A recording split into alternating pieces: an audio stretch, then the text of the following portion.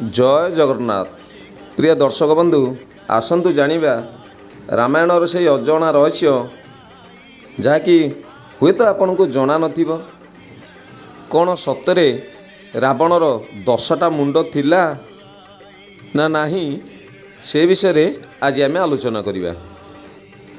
रामचरित मानसरे रावणकर 10टी मुंड अछि बोली सेथिरे वर्णना करा जायछि एवं आउ किछि शास्त्र रे रावणर बेकरे बड़ बड़ गोल गोल 9टी मणि पड़िथिबारु से मणिरु रावणर 10टी मुंड थिबार जणा जाए। प्रिय दर्शक बंधु, आपण चिंता कले जदि रावणर 10टी मुंड थांता से कौन सदाबले 10टी मुंड धरी चलु थांता? यह कौन सब ठीक ना भूल? यार विश्लेषण आसतु करिबा। ताहले यार सत्यासत्य कौन एवं प्रकृत सत्यटी कौन? प्रिय दर्शक बंधु, रावणर 10 प्रकार गुण थिला एवं से 10 प्रकार गुणर स्वामी होइथिबारु तांकु दशानन कुहा जाए। से गुण कौन ना से गुण है काम, क्रोध, लोभ, मोह, घमंड, ईर्षा, अहंकार, इच्छा, हृदय, बुद्धि, मन। ए 10 गुण रावण पाखरे थिला। तेणु ताकू प्रथमे दशग्रीव नाम नामित करागला एवं परवर्ती समय तांकु दशानन नाम नामांकन करागला। रावण जड़े महाज्ञानी थिले एवं तांकर 6टी शास्त्र एवं 4टी वेदरे से ज्ञाता थिले। सेथिपाई मध्य तांकु दशग्रीव मध्य कुहा जाए। किंतु आमे माने जो टीवी सीरियल रे देखुचे जे रावणर 10टी मुंड, यह भूल दर्शक बंधु।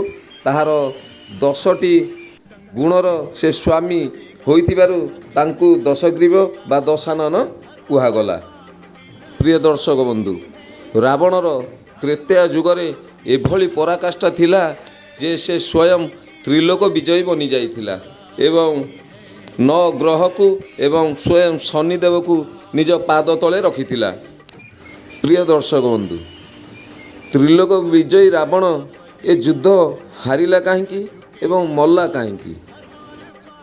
मर्यादा पुरुषोत्तम प्रभु श्री रामचंद्र बंधन मुक्त थिले, तेणु से विजय हेले एवं अधर्मी रावण बंधन मोह माया घेर थिला, तेणु तार मृत्यु हेला। रावण मनुष्यंक उपरे राज करथिला किंतु रामचंद्र मनुष्यता उपरे राज करथिले। सेतिपैं तो से पुरुषोत्तम बोली बोलाइले। रावण अधर्मर मार्गरे त्रिलोक विजयी थिला, तार परिणाम तार मृत्यु हेला। किंतु प्रभु रामचंद्र 2 वनवासी भाई किछि बानर सेना को धरी रावण भली महा पराक्रमी योद्धा एवं खर, दूषण, कुंभकर्ण, मेघनाद भली महापराक्रमी योद्धा कर मृत्यु घटिला। किंतु प्रभु रामचंद्र धर्मर मार्ग जाई रावण को बद्ध करी माँ सीता को अयोध्या फेराई आनिथिले। दर्शक बंधु, प्रभु श्री रामचंद्र चरित्रटी केते कष्टदायक थिला कौन आपण माने जानती?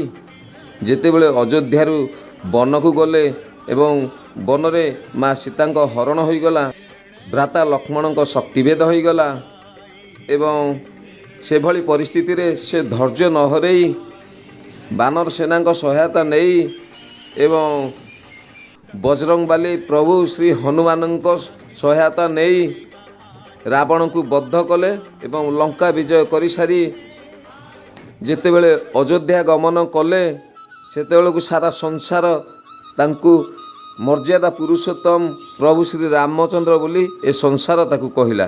तांको चरित्ररु आमे जहा देखिले तांकु जदि आमे आम जीवन रे अनुकरण करिबा ताहले आमे माने भी एक उत्तम चरित्र बनै पारिबा।